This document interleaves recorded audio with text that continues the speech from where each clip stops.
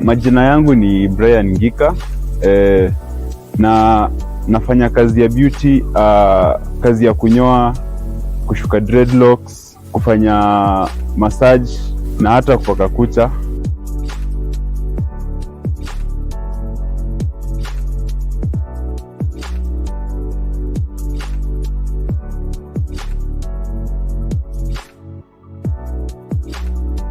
Na mtaa ni mtaa wa Airways hapo Zebra Utawala.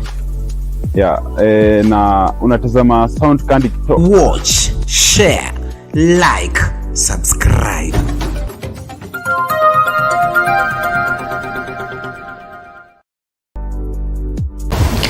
Shalom, ladies and gentlemen, wherever you're watching us from.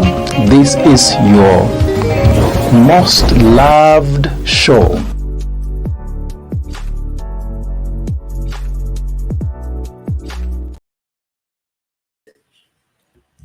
Thank you, ladies and gentlemen. Welcome back. This is another amazing moment, another amazing time. Good morning, good afternoon, good evening. Concerning where you're watching us from, I welcome you back. Kwa moyo mkunjufu kama Waswahili wanavyosema, and I really appreciate you for being with us as Sound Candy Talk as we walk through this journey.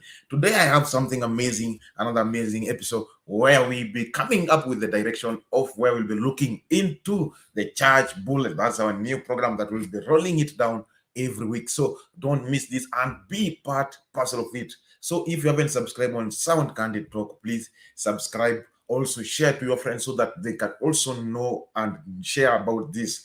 Not just getting us on Sound Candy alone. Also, you can get us on Sound Candy Talk Live. That's on YouTube. And also we are live on Facebook at Rev Ngozi Bernard.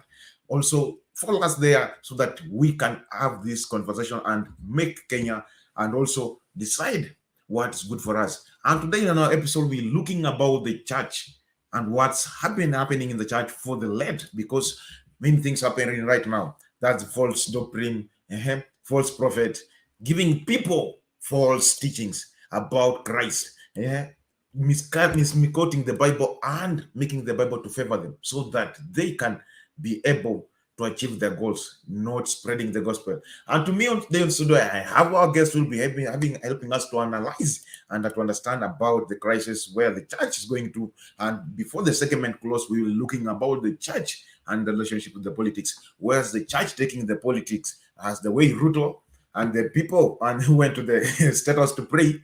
They stopped praying. I don't know why. And then letting the country going into crisis. And we shall be checking also into it. And also we should be looking about the story of Shakahola and how can we handle that.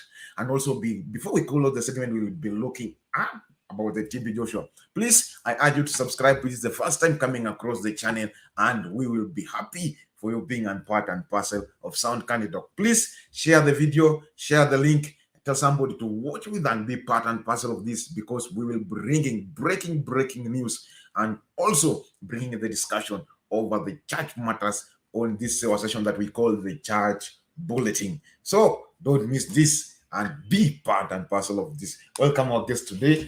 Asante. Yes. How are you? I'm fine. Yes. Happy to see you today. It's been quite some time since we met a show. Thank you. Thank you for having me on this first segment of the show. This is the first show for 2024 with you, and I really appreciate it because it's so much humble.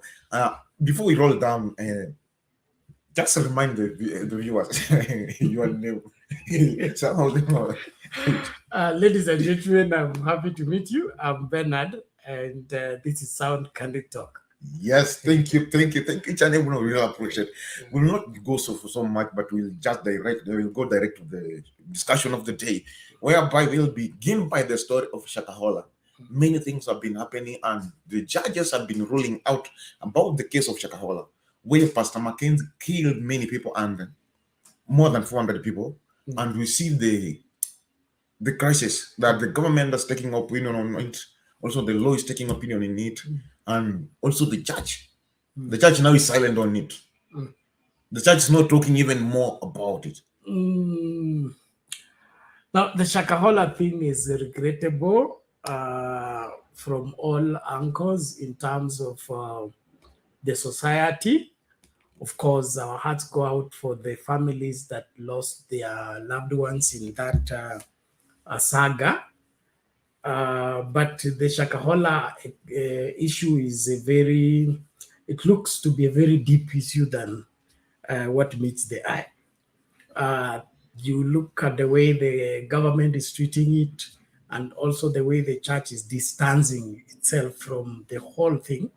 You notice that it appears to be deeper, and it is surrounded by a lot of mysteries.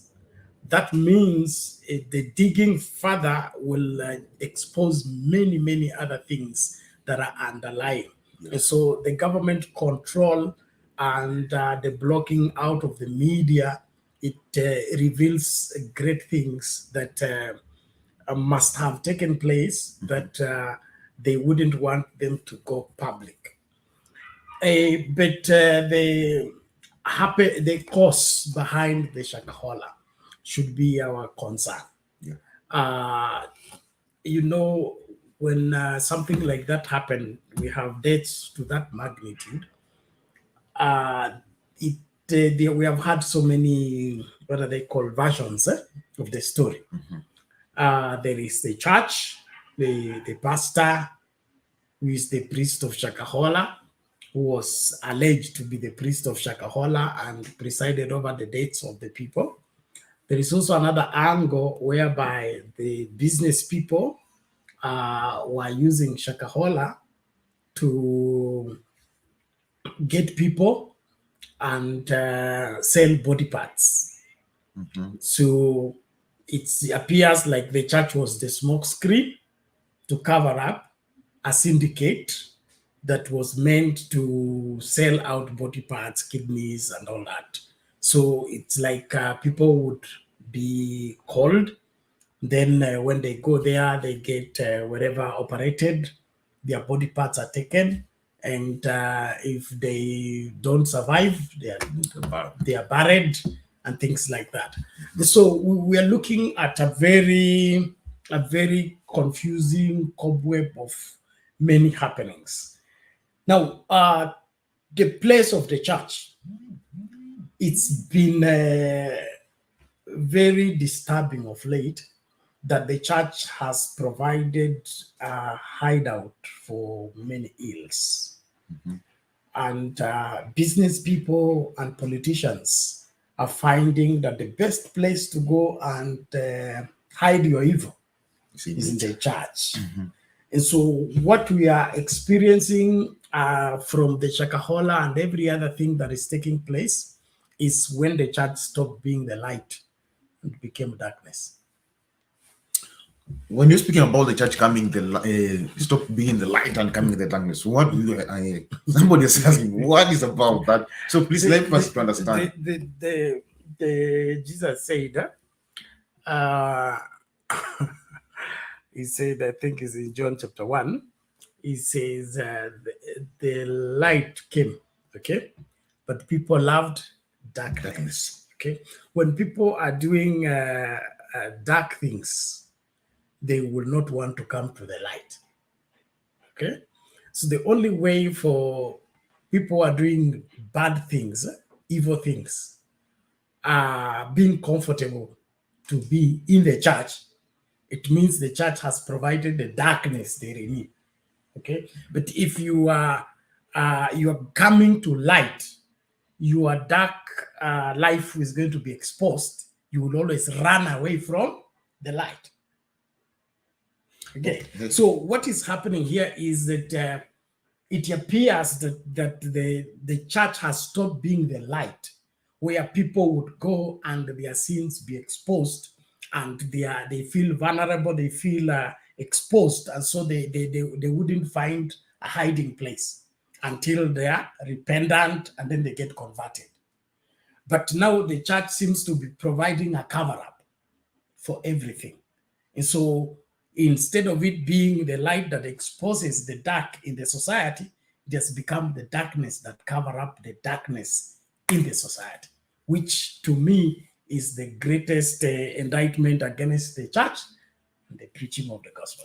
So I put in this perspective where that we are seeing that the church are now turned to be like a blanket or a shield, where that when I am hiding inside the church, even if I do anything wrong, people will not success. Well, people will not sometimes make me doubt me, or not make me to feel like Okay, usually from the past, let me just give the historical background. yes, Belonging to church made you, number one, a truthful person, an honest person, a straightforward person. In the past, when you introduce yourself as pastor, okay, everybody bowed to you and, respected you because you have overcome many things to be a pastor. One of it is that the sins that have defeated us as people outside the church, you have been able to overcome them in order for you to be pastor. Okay. And so we revered the presence of a pastor, a reverend, because it reminded God of our sins. So we would always, can't stand, having a tete talk with the pastor and all that. You are brief to the point. Umekuja kuona madhe here, then we disappear until the pastor is gone is when we come back. We don't want our sins to be exposed. But now it appears that that is no longer the reality. Okay, what is happening is, since the whole world believes people come from the church, okay, people who do evil have decided to come to church, then continue with their evil, and because the world believes that whatever comes from the church is right, okay, they will accept anything. And so it is a hideout for evil by reason of the general quick acceptance that chochote ile inatoka church ni right. Kwa hivyo huyu akikuja na mshumaa ni right, akikuja na mkuki ni right, akikuja na kamba ni right, akikuja na mafuta ni right, kwa sababu church ni Mungu na Mungu ako church. So hakuna mtu wa church anaweza kuwa mwovu. So hiyo assumption ndio imefanya nini? Watu ambao wanataka kutekeleza maovu wanaona kwamba nikikuja kwamba nakuja kwako na kuambia mimi nimetoka katika kanisa la shetani na nimekuja kukuuzia nguvu za shetani ili tuendeleze ufalme wa shetani, hutanikubali hata ukiwa mwovu. Okay? Lakini nikikuja kwa jina la kanisa, tumekuja kuokoa watu kutokana na umaskini na nguvu Mungu ametufunulia, kitu kama hiyo, hata kama zile nguvu naleta ni za shetani, okay, utanikubali on the premise that nimetoka church na church iko right. So Satan will not come like Satan. Satan will come like an angel of light, the Bible says. He puts on that mask of being an angel of light so that he's believed to be true when he's actually wrong. So hiyo ndio shida. Okay, I want to look at this perspective whereby you say that the church has been a hiding place because people in church, the one that making that environment. What is what according to you, what is this problem that makes that even the pastors to agree? Because if the pastors will be right, or which the person should be carry the blame? Is it the pastors, or is this the people that who goes to church who make the church to be the same place that where people comes to hide after doing it? I'll give you a political response, a political example. In this country, we had a president called Arap Moi. And Arap Moi was a church guy. He never missed church service, okay? But Arap Moi also contributed in a big way in corrupting straightforward people, okay? Especially the judges, the people who are concerned about cases. Yes. And by that time, the constitution had given too much power to the president. That if he points and says, that is your land, that's the law. It is titled, it will follow. No questions. So what used to happen is, if Moi wants you to make sure that you rule the case in his favor, you begin by giving you 20 acres in Nakuru. You say mtukufu, thank you. Okay? And then says, nimeona eka zingine 5 hapo cost, kuja uchukue. Then you give receiving gifts. But after you have received gifts, in the next 2-3 months, kuna kesi inakuja. And Moya anajua hiyo kesi so hiyo kesi itafanya nini? Itafika kwa desk yako.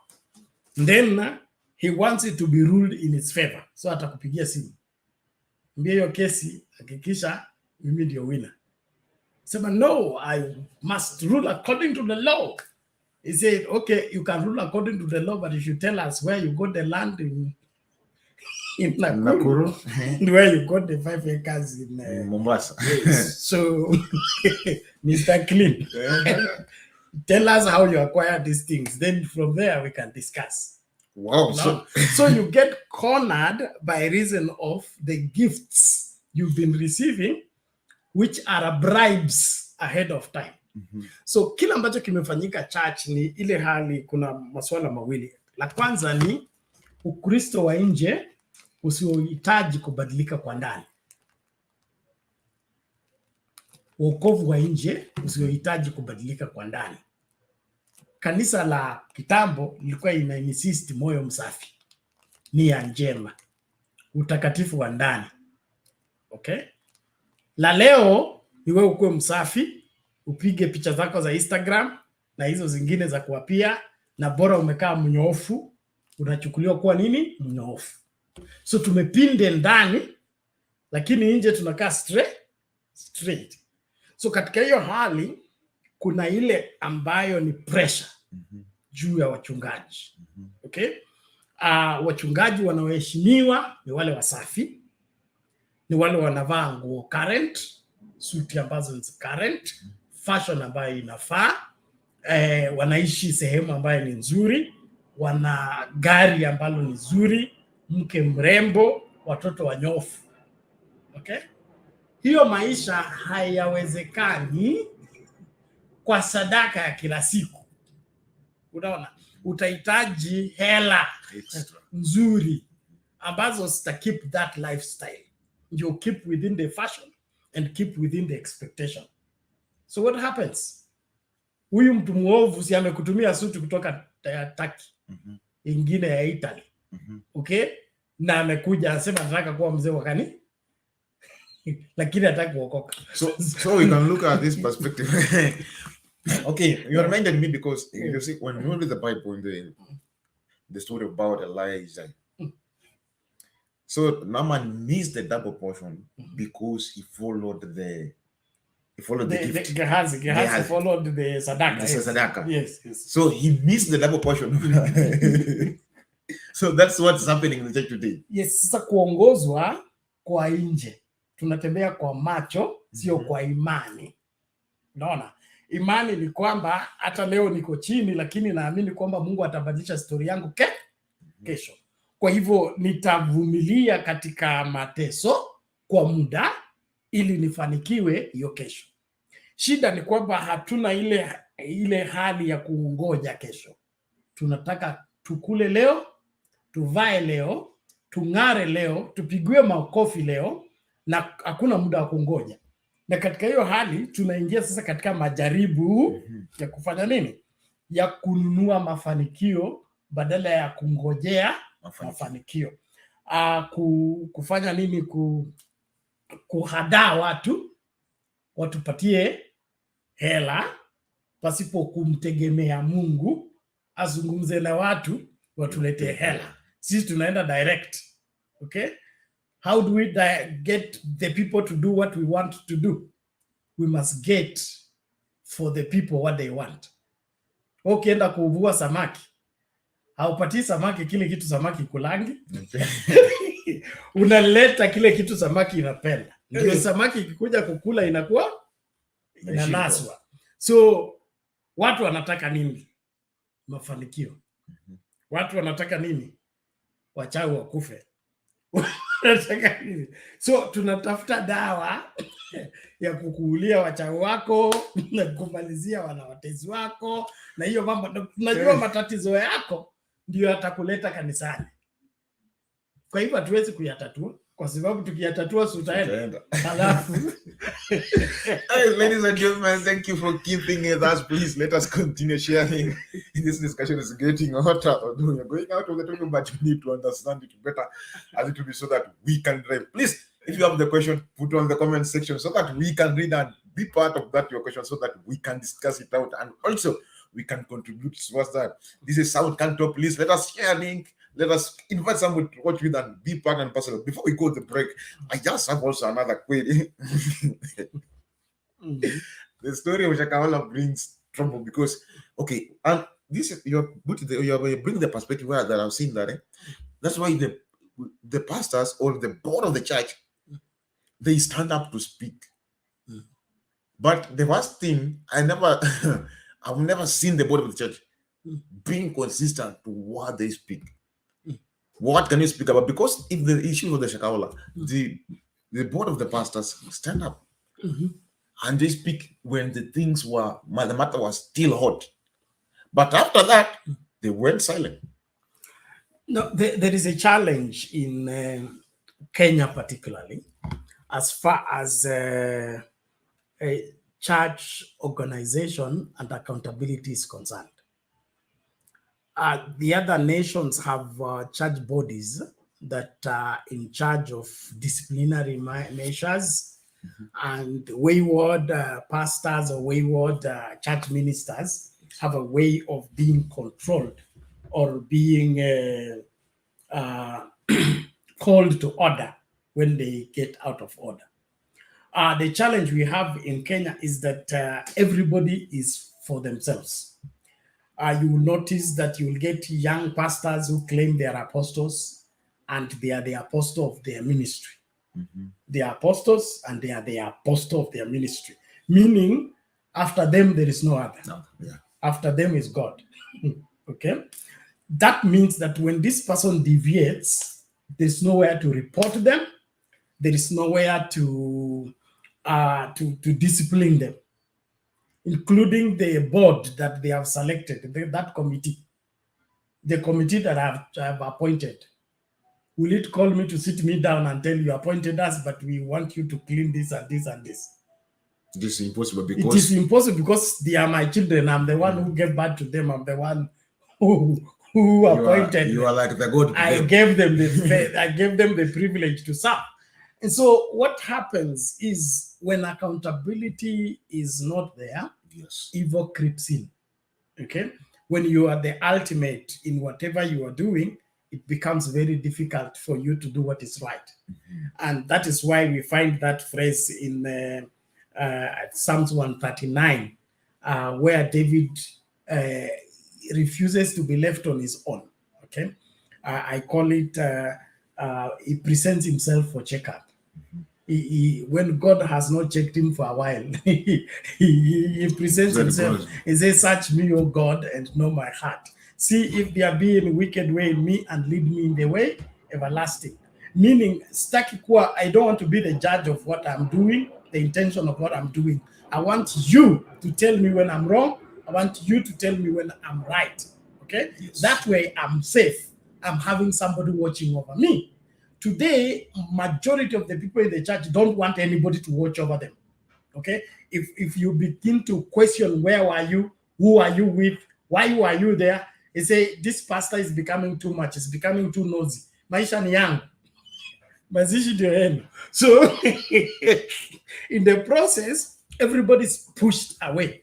So wachungaji, hiyo pastors fellowship, kuita press conference na kwanza kukondem Mackenzie na hiyo masuala ya Shakahola. To me, hiyo ni firefighting. Okay? Firefighting. Mahala pazuri pa kutatua haya matatizo kwanza, okay, ni tukubali kama sisi ni kanisa, msimamo wa kanisa ni nini kuhusu mambo haya. Sasa kuna wale wako kanisa lakini hawana shida na kwenda kwa waganga. Okay? Wako kanisa lakini hawana shida na kufanya ushirikina. Kitambo ilikuwa kuenda kanisa ilimaanisha umeachana na kila kitu cha dunia. pamoja na kuconsult witches, consult diviners na hizo vitu zote. Lakini sasa tumefika mahali ambapo hivi vitu vimechanganywa. Okay? Unaweza ita jina la Yesu, na Yesu akichelewa ita jina la nyota yako. Inaweza kuja pia ikakusaidia, ama malaika yako. So these things are mixed up. There's no clear cut. And in the process, tumechanganya dunia. Tumechanganya tu kanisa, tumechanganya dunia. Saa hii it was very easy. Mtu akihubiri kwa TV, unajua huyu ni mchawi. Okay? Lakini saa hii huwezi kusema hivyo, anaitwa mpaka mafuta wa Mungu. Inasema touch not my anointed, do my prophet no harm. And so everybody is not following due process. Number 2 to this aspect is whatever happened in Shakahola, it is the best, the most bearer of the blame is the government. Is the government. 99% of what went wrong in Shakahola must be blamed at the doorstep of the government. Because what happened there is criminal. Okay? When it's criminal, it means the law has not been adhered to. Every church or church organization is not answerable to itself. It is under the law of the Act of Registrar of Society. Okay? That is supposed to work within the framework of the provision of the Constitution. The Constitution is against people teaching, is against anyone stopping people from going to school. The Constitution is against anyone stopping people from going for medication. Okay? The Constitution is against anyone introducing any teaching, okay, that goes against the well-being of the society and the well-being of the nation. Okay? Kama mimi nimeanzisha kanisa, nakwambia kanisa yangu inaitwa Genge la Wezi. Okay? Na hapa tunafundishana jinsi ya kuiba lakini usikushikwe. Lakini so niko kiroho ndio, naongea kwa jina la kanisa ndio, lakini ile kongamano ambalo nafundisha haliambatani na ruhusa ya katiba. Okay? So that can have many members. So the government should raid me. Okay? Yes. Kwa nini? Kile kitu nafundisha hawezi kusema vitu za roho hazieleweki, na wao ni watu wa Mungu, hatuwezi ingilia. Hapana. The moment I'm now teaching on how to steal and how to break in people's houses and how to rob, okay? Anakuambia Roho Mtakatifu atakulinda, atafunika macho, atapofusha wale wote ambao unaenda kuibia. Now I'll be speaking spiritually, but what I'm doing is criminal. Yeah. So the government should raid me because I'm propagating what is unconstitutional. So kile kilifanyika Shakahola, jukumu kubwa liko kwa serikali. Hakuna mhubiri ambaye yuko juu ya constitution, na hakuna mhubiri ambaye anapaswa kufundisha kitu chochote ambacho kinakwenda kinyume na what makes the society live together in harmony. And before you went, before you wrap up there, we are going for break shortly, but let us finish this first. Yes. I don't want to forget about it, because you said that the government is taking the bigger part of this, and you found that the issue of the Shakahola, for people, 400 people to be killed, meaning this take a bigger process and bigger time. Are you sure the government was not aware about this, or even the local? That is what I'm saying. Hii ni kitu ambacho ni serikali ilikuwa tepetevu, ama serikali ilikuwa sehemu ya wahusika kwa mambo haya. Those are the two explanations. Okay? Yes. It's either the government look to the other side so that the evil continues. And that means we had powerful people that were behind what was happening. Yes. That made it difficult for government to intervene. Okay? Now, when that happens, it is still the government to be blamed. There is no way, I remember we were running a church in some part of this, the city of Nairobi. And that particular time in that area, okay, we were the most vibrant church. If you are looking for anything spiritual, they will send you to a church. Okay? And it was so strong that we began now to receive the DCI people. Okay? They come pretending to be looking for prayer, and they want, when they arrive, they want to see the pastor. Then they come for counseling. Then they ask you questions.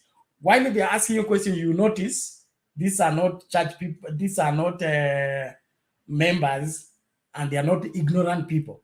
They have just come to confirm, who this influential person, okay, that everybody is talking about in this locality, what is behind what he is doing. So in the process, they are investigating, is he genuine or he's not? You get that? And I sat down with so many of them, okay, and I would notice. Now they will come and ask what's happening here. We hear you are the most powerful, strong man of God here, and all that. Say I'm not any strong anything. I just preach the Bible and make people to follow the Bible, and that's all. See, if I'm having this kind of problem, what should I do? This is what the Bible says, and all that, and all that, and all. So they will be satisfied and go.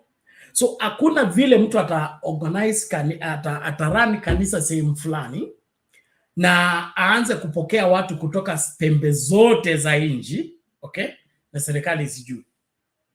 Na hata kama haiko interested, it will cause somewhat some ripple effect that will warrant the NIS, the National whatever Intelligence Service to come and find information. They must know nini kinaendeleanga kanisa fulani. Mbona kila mama anaenda kwa hiyo kanisa na baba waendangi? And what is the problem? Hiyo lazima serikali itakuja kujua. Mbona hii kanisa inaenda vijana peke yake, wa baba waendi, wa mama waendi. They will come to find out. So hakuna vile mtatuambia Shakahola ilifanyika na serikali ikasitukia tu imefanyika. Hapana, aidha serikali ilikuwa nyuma ya kile kilikuwa kinaendelea, ama serikali ilichagua kutoingilia kile kilikuwa kinaendelea, na ni kwa sababu watu ambao wanajulikana kama maarufu, okay, walikuwa katika hiyo masuala. Okay, let us go for break. We're going for break, commercial break, but please don't go away. Let us continue watching it because this episode is getting hotter and hotter. We will be right back after the break.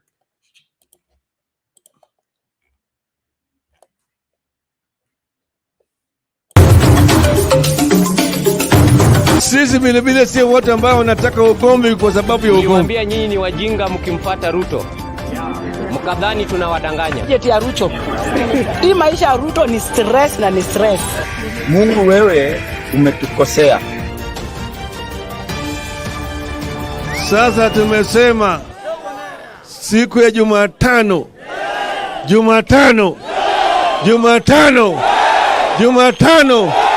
Uko tayari? Uko tayari? Tumesema sisi si majambazi.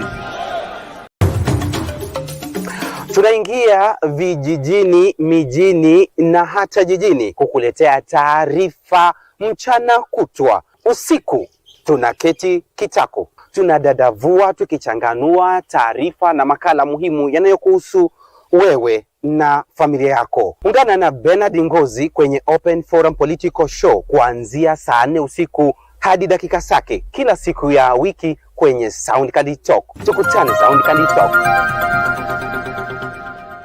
Are you looking for video live streaming services? You want your church services to be on air? You do not know where to market your goods and services? At Sound Candy Talk, we deliver the best live stream services for your events, product and service launches, conferences, weddings, and lives. Reach on us today.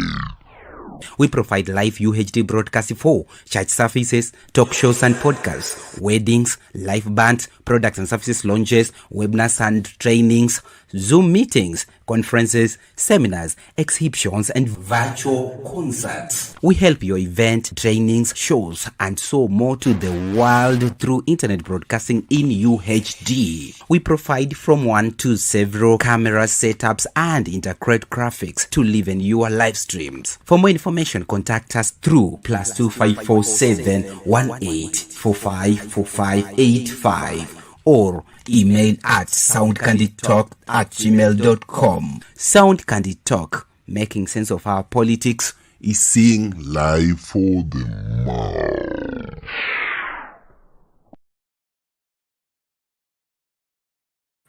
Thank you and welcome back for this amazing episode where we are driving in and looking about the church bulletin.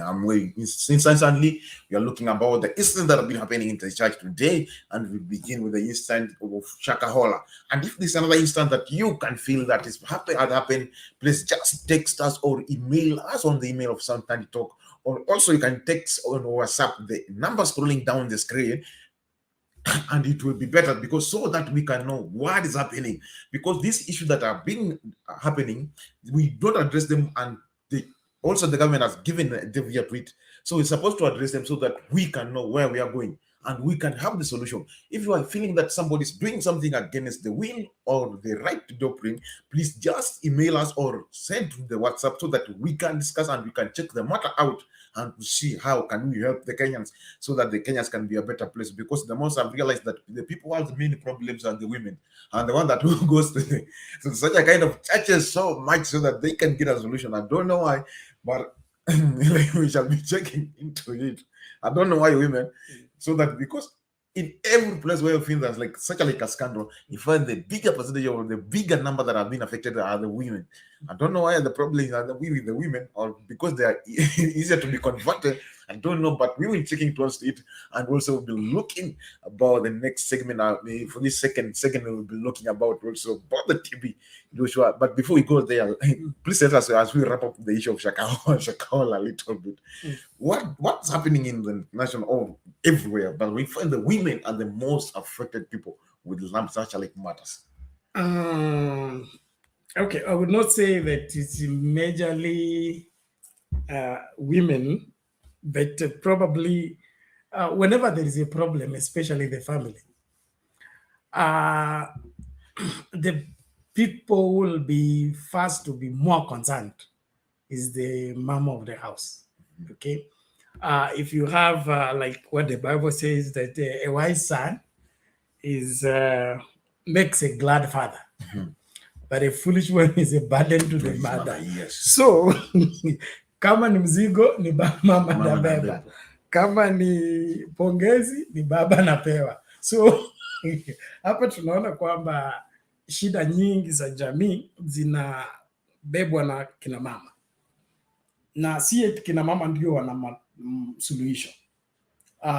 Kina mama wanakuwa easily concerned and then they begin to seek for solution. Yes. Now that seeking for solution is where the problem arises, kwa sababu kama kuna shida, mtu wa kwanza ambaye anapaswa kushughulikia hiyo shida ni kichwa cha nyumba, na wewe kama mama unakuwa msaidizi wa hiyo kichwa. Kwa hivyo tafuta suluhisho kutoka kwa kichwa ama kupitia kwa kichwa, okay? Lakini ukienda kando, okay, ndio utaanza sasa kutafuta njia za mkato kujaribu kusuluhisha tatizo. Yeah. Na katika hiyo njia, hiyo hali ya kutumia njia za mkato, ndipo mambo yataharibika, kwa sababu huko utaanza kutengeneza deals ambazo mume wako hajui. Okay? Unaenda makanisa ambayo mume wako hajui. Unakutana wachungaji ambao mume wako hajui. Yale mambo yataanza kufanyika huko, hutaweza kuyaintroduce nyumbani kwa sababu yalianza bila mume wako kufanya nini? Kujua. So unaanza kuwa na siri ambazo hazieleweki na zinakushinda sasa. Wakati sasa kimetibuka, ndipo sasa unaanza kulia. So sitasema kwamba swala hili haswa ni la kina mama, lakini ni swala ambalo jamii nzima imekuwa na ile hali ya tuseme kudharau mtu wa kiume. Okay? Kuna ile madharau ambayo what a man can do, A woman can do better. Siku hizi wale badilisho wanasemanga it was a woman's idea. It was a woman's idea. Yes. Okay. Like kuna jamaa alitengeza video yuko TikTok. Sitaki kuipromote, okay? Lakini alikuwa anasema how wanaume wafuate maagizo ya wake zao, wasikilize, hao wako na intuition, hao wako na usikizifu mzuri na mume asiyesikiliza mke wake atapotoka, hatafanikiwa na hiyo masuala. Na akaendelea mpaka ikanikoroka. I couldn't stand it. So nikamwambia, tafadhali, kwani wewe hujasoma Biblia? Kwamba mambo yote yalikuwa mazuri katika bustani ya Edeni mpaka siku Adam alisikiliza mke wake.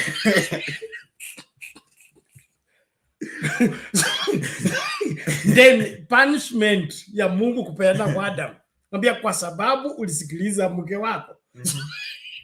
Mbona unaweka sheria mahali hakuna sheria? Mungu anapunish Adam kwa kusikiliza mke wake. Okay, na usiseme usikilize mke wako.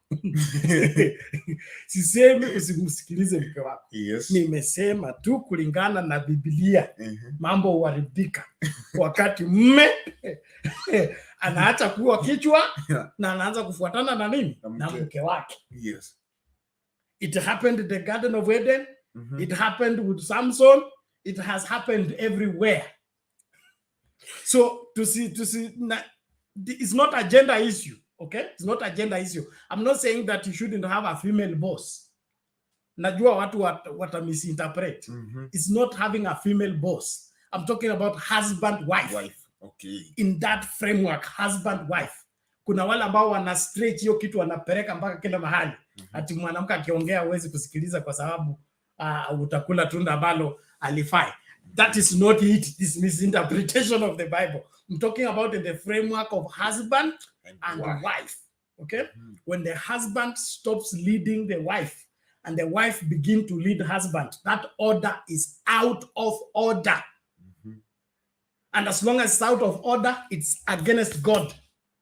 Well, I feel like we're supposed to talk this on the next year. Probably, I'll also create a show for this. It's not that we can speak about this to your marriage. It seems like interesting. But then I promise you, tomorrow I'll make sure I'll invite also our guests so that we can solve this matter about the family matters and how we can handle them. Because this issue is getting greater and it's getting hotter. We need to expand it and to dig deeper. But as we went up, I just want to ramp up. What's your conclusion about your conclusion? And before you come to a conclusion of the matters of Shakahola, I want to ask you the question that it was actually a previous day on the poll question. Did you feel that people who were killing Shakahola, did they get justice? Will they get justice? No. That one I can say straightforward. Justice from Shakahola, I don't see it coming. One is the person who bears the greatest responsibility has run away from responsibility. Yes. Because the only way to seek compensation and seek for justice is to indict the government. The government has been on the forefront of ensuring that they are not responsible. They are now the whistleblower. Okay, so when the culprit becomes the whistleblower, you can't arrest the whistleblower. You get that? Can we wherever expect much from Shakahola? I don't think so. The story is already dead, and the only way for us to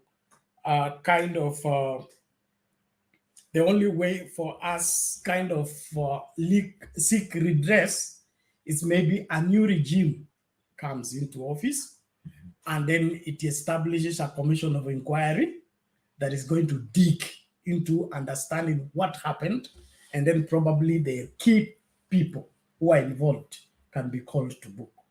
But the current administration seems to be inside the Shakahola. their head and stomach is inside Shakahola. There's no way they can provide justice, and there is no way even those families are going to get anything from the government, which should be the one to bear the greatest responsibility. Mambo kama haya yakifanyika, serikali inapaswa kukubali makosa yake. Ishawahi kubali? Ijawahi. Tulisema William Ruto should apologize. Has he ever apologized? No. So na yeye ndio rafiki wa Mackenzie. Okay? Mackenzie amekuwa State House kutakasa State House. Mackenzie amekuwa akiongoza maombi kwa mikutano ya Rachel Ruto. Okay? So Mackenzie sio mgeni State House na sio mgeni kwa familia ya William Ruto. So haya masuala yote tukiyaweka pamoja, itajulikana wazi kwamba hii serikali haiwezi kutoa haki kwa waathiriwa wa swala la Shakahola. Okay, thank you. Before we go for break, I want us to just briefly before we come back and talk about the political and the church as we wind up the show today, because we begin a little bit late. I want to help us to understand what it about the crisis or the breaking news or the spreading news about the TB Joshua. What's your take on it? That is okay. That's an alarming information, that an expose that was run on BBC and indicting the prophet TB Joshua, who is late now.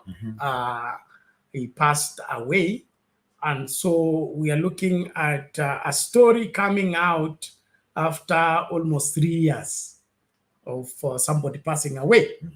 So that in itself makes the story questionable. Why did it take this long? Okay, and why should it be seeking to expose somebody who is dead, who cannot defend himself, first and foremost? Now, I will not say that whatever that is being said is true or false. It is just a probability. Okay, probability, because squeeze drama ni nyingi.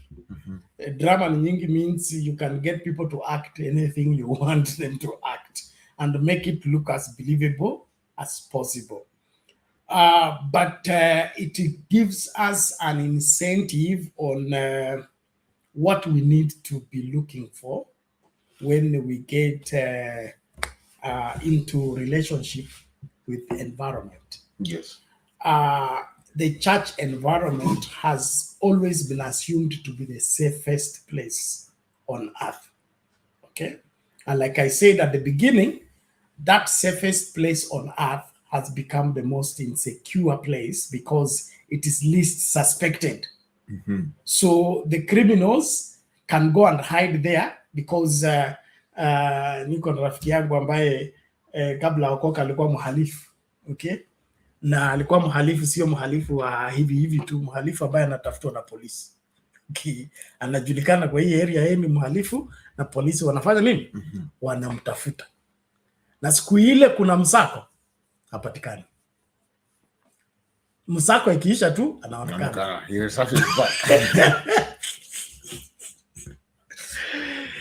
So katika hiyo hali ikawa alikuwa kumbe girlfriend wake ni polisi kwa hiyo station.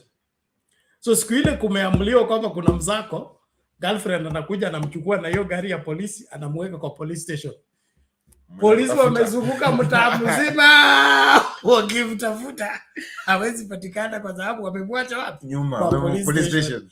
Akimaliza msako kurudi kwa police station, yeye ndio anatoka na gari anarudi kwa nyumba. So the safest place for the criminal is the police station. Because nobody's coming to search the police. And nobody's doubting that the police station can have the criminal. Nobody's coming to search the police station for a criminal. The police station doesn't hide criminals. So kanisa limechukuliwa kwamba ni mahali ambapo ni salama, ambako kuna mambo ambayo hakuna doubt, hakuna shida. Kwa hivyo watu wanaenda huko kwa imani. Lakini sasa hiyo story inaonyesha kwamba kila mtu akuwe makini mahala popote. Biblia inasema let him whoever thinks that is standing, let him watch lest he fall. Okay?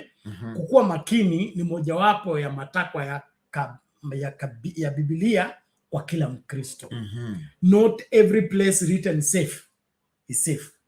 Not every place written is called what is the name? It's called this is a corruption-free zone. Corruption-free zone. Okay.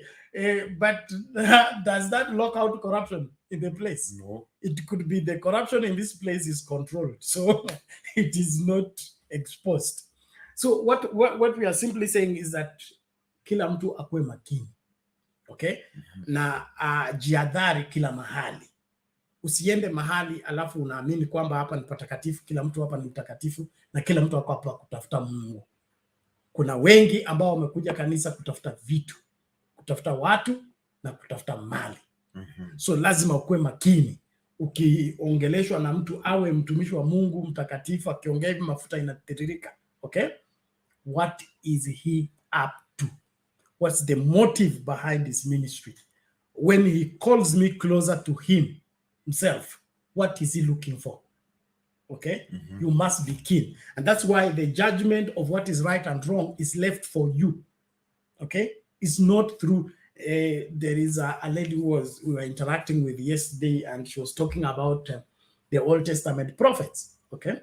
And how they were powerful, they were persecuted and all that and all that. And then I told her the problem we have in the church today is Old Testament prophets in the New Testament. Okay? People were trying to drag the Old Testament prophet, a prophetic manifestation, okay, or prophetic operation in the New Testament. Okay? Wanataka kuwa manabii wa Agano la Kale, lakini watumike katika Agano Jipya. Agano Jipya, manabii wa Agano Jipya si kama manabii wa Agano la Kale. Kwa nini? Manabii wa Agano la Kale hao peke yao ndio walikuwa na uwezo wa kumsikiliza Mungu. Hao peke yao ndio walikuwa na uwezo wa kupata sauti ya Mungu. Hao peke yao ndio walikuwa na uwezo wa kujua nini Mungu anasema.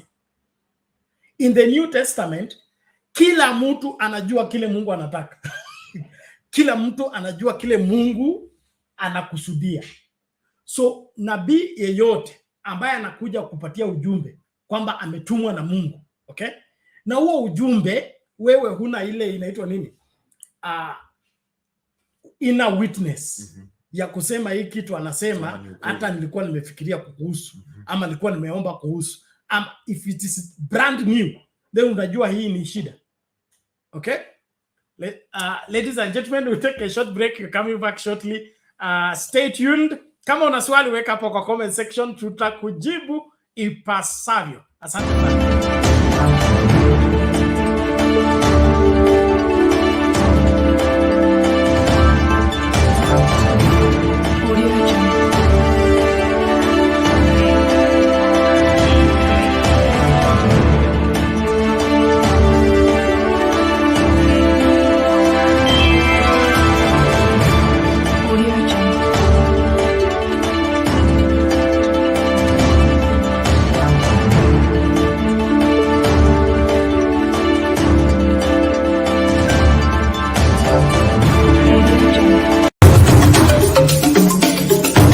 Sisi vile sio watu ambao wanataka ugomvi kwa sababu ya ugomvi. Niwaambia nyinyi ni wajinga mkimfuata Ruto. Mkadhani tunawadanganya. Jeti ya Ruto. Hii maisha ya Ruto ni stress na ni stress. Mungu wewe umetukosea. Sasa tumesema siku ya Jumatano.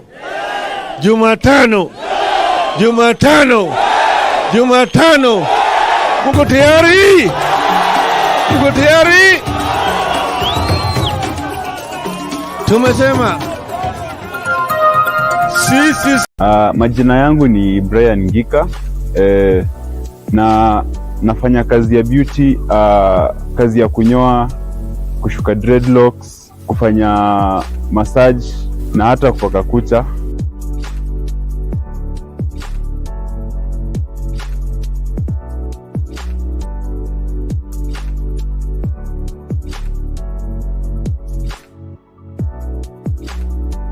na mtaa ni mtaa wa Airways hapo Zebra Utawala. Na unatazama Sound Candy Talk. Watch, share, like, subscribe.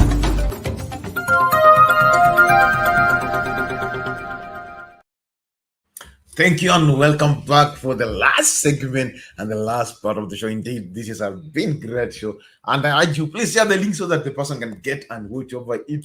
Also can be benefit of it. I appreciate people on the Facebook who have been watching us. Namona, hey, Lazaro Sila saying he's following us from wherever he is. I'm seeing hey, Kuna Yuka Beba Wit watching us from wherever he is. Darius also watching us from wherever he is. Sarah is watching us. Sophia is watching us.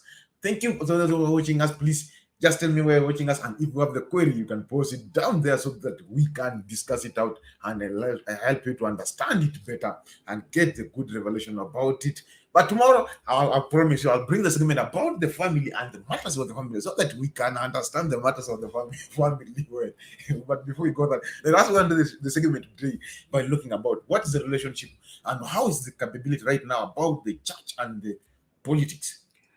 The Kenyan politics. Okay. Yeah. Kulikuwa na headline ya Taifa Leo. Yes. Sema makanisa ya mkwepa Ruto. So kuna ile hali ambapo saa hii kila mtu anatembea akiwa makini. Kama unakumbuka kulikuwa na hii scandal ilikuwa ya Bishop Margaret kuhusu mume wake kitambo kidogo, wakati alikuwa anataka kuolewa. Alikuwa amepata mchumba kutoka South Africa na mambo yote ikawa imepangwa, hata mzungu mzungu wa Afrika. So katika hiyo hali harusi imepangwa. Wa kufunga harusi alikuwa mmoja wapo ya maaskofu wakubwa kwa hii nchi. Na siku ya harusi ilipokuwa inakaribia, mme halisi original akatokea akasema, huyu ni mke wangu. Hata mkipanga harusi mimi ndio baba watoto. So mama askofu akakuja sema, hapana, huyo mtu simjui. Sisi wana habari tukaenda kuchukua kichwa cha mtoto, kichwa cha baba, ni cha mama. Mkeka kwa tungalinganisha, ambia hapa ni nani hapa. Sema watoto wanakaa kama kamangu. Lakini Margaret anasema si kama. So hiyo story ikafanya nini, ikachafuka. Ikakuwa kwa magazeti kila mahali. So siku ya harusi ilipofika, baba askofu akapigiwa simu. Akasema mmoja wao watoto wake akapigia simu akasema, dadi vipi? Harusi unaenda uendi? Akasema nilikuwa nataka kuenda lakini ukaanza kunyesha. Matope ikaingia kila mahali, nikaona acha kauke ndio nijue vile nitakanyaga nikikuja huko nikienda. Now that is what is happening right now. Swala la uongozi wa William Ruto na siasa zake zimewacha doa kwa kanisa. Okay? Na sasa hivi kanisa limesema sasa matope imekuwa wanasema wacha ikauke kwanza ndio tujue vile tutakanyaga tukienda. They are now very very careful on how to deal with the politics. And having said that, ni kwamba mojawapo ya kitu ambacho kimechangia kudorora kwa tuseme jamii, maadili ya jamii na kudorora kwa unyoofu katika maisha ni mchanganyo wa kanisa na siasa. Okay? Ambako kanisa liwacha kukosoa wanasiasa likafanyika kifaa ama chombo kinachofanya nini? Endeleza siasa. So instead of us questioning what politicians are saying, we became the vehicle to parrot what the politicians have said. And so we can't find fault with what they are saying, even if it's wrong, simply because we refuse to question it from the beginning. And so right now, the stand between the church and the politics is not a harmonious one. And it is for those reasons. Everybody is careful because William Ruto has been a disappointment not only to the church, but to the entire society. Everybody's, including even the international community, is becoming very careful because what they thought he is, they are discovering he is not. Yes. And so when that begins to happen, everybody takes steps behind. Yeah. So the church, as at now, they have taken steps behind. You will notice that siku hizi hata mahali pa kwenda kanisa imekuwa ngoma. There was a Sunday where we looked for where William Ruto is, we couldn't find. We were looking for how to stream him being in church service. There was a Sunday he did not. The Sunday after the Provox brought up that issue of State House spending 2 billion in 2 months. Yeah, that following Sunday, Ruto was in the country but did not go to church, or if he went to church, he went incognito. So inaonekana sasa sio, it's not a proud thing to associate with. To me, that is good and bad at the same time. Good in the sense that at least the church is coming back to her senses to assume her responsibility in the society and look at politicians as members and not as rulers of the church.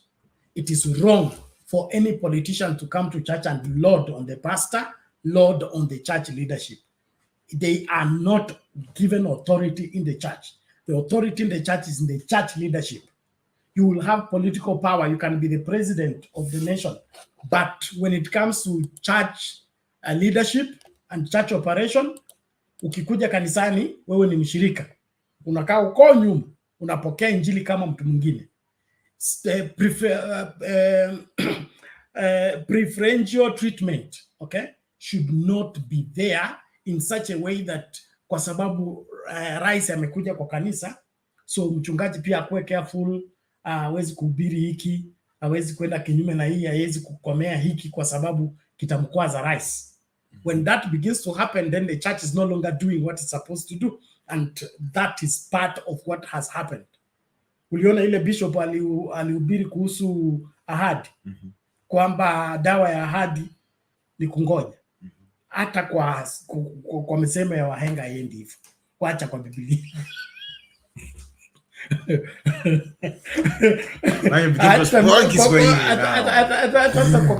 Kwa misemo ya wahenga haiendi hivyo. Lakini alihubiri hivyo kufanya nini? Kumpendekeza rais na kujaribu kujustify kwamba ahadi za rais zinaweza kuchelewa lakini zitatimia. Kivipi? Akasema hata Mungu alisema tungoja ahadi zake. So kuna vile ambavyo watu wa church wamefanya nini? Wamejichanganya na siasa, na hiyo imeharibu. Na sasa hivi kila mtu amekuwa makini, lakini katika hiyo kuwa makini tunaona kwamba kutakuwa na suluhu ambako kutakuwa sasa na kuchagua. Are you for church? And church should be for God and not for politicians. And the politicians should choose. If they are coming to church, it is God they are after, not the members, not the votes. Mtu alete roho yake kanisani, ishughulikiwe kwa maandiko. Sio nikuje kwa hii church kwa sababu iko na washirika wengi nitapata voters. That's wrong purpose. Okay? So if that is the intention, you want to come to church, I'll forbid you from coming. When you request to come and the reason want you to come either ni kuleta pesa ama kutafuta voters, then that is the wrong reason for you to come to church. I won't allow you to. It becomes that way. So shida ni kwamba sisi tumepewa nafasi na Mungu kuwa viongozi wa hizi nafsi, lakini sasa tumeona hizo nafsi kuwa kama ni bidhaa ambavyo tunaweza uzia wanasiasa. Okay? So washirika wamekuwa kuku za kienyeji. Washirika wamekuwa sasa, sivi niko na 10,000 na wewe unataka 10,000 votes. So wewe nipatie 10 million nikuruhusu ongeleshe 10,000 wa kuvotie. Okay? So the pastor has been bought. he's no longer doing pastoral work. He's doing broking work, any broker katikati ya washirika wa Mungu na wanasiasa. So hapa ndio mambo imeharibikia. But now we want pastors to be true to God, be true to their calling, and satisfy the purpose for which the church exists. And that is to minister to the hearts of the people and make the wrong ones to become right, the lost ones to become found, and the confused one to get clear cut on what they should be and what they should be doing. Thank you for that explanation. I think you have heard it and you have get it and you have been satisfied with what's it.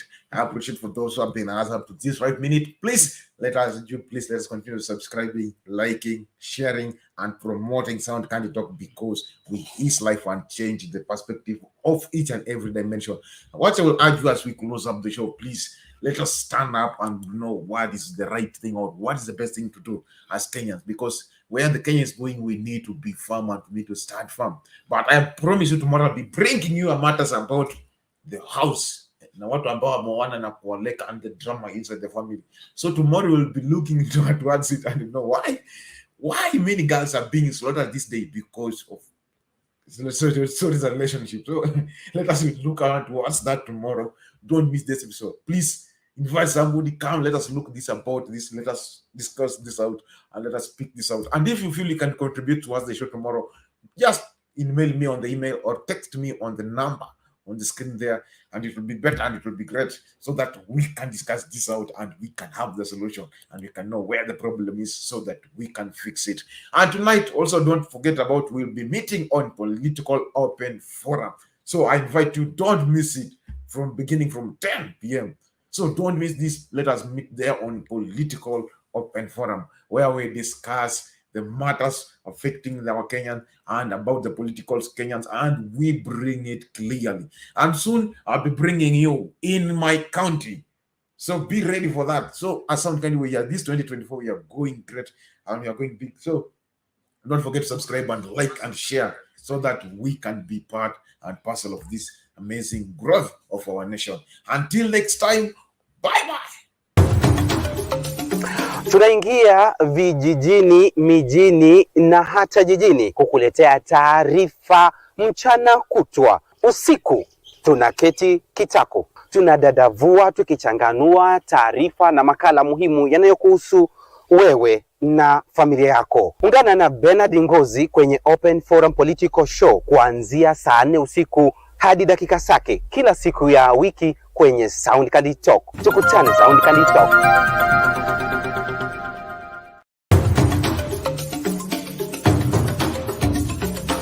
You are watching Sound Candy Talk. Watch, share, like, subscribe.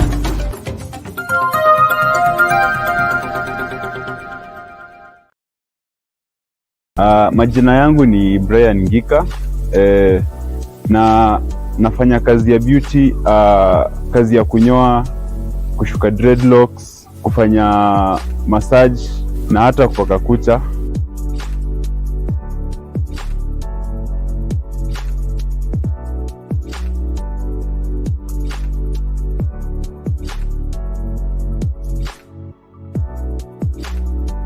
Na mtaa ni mtaa wa Airways hapo Zebra Utawala.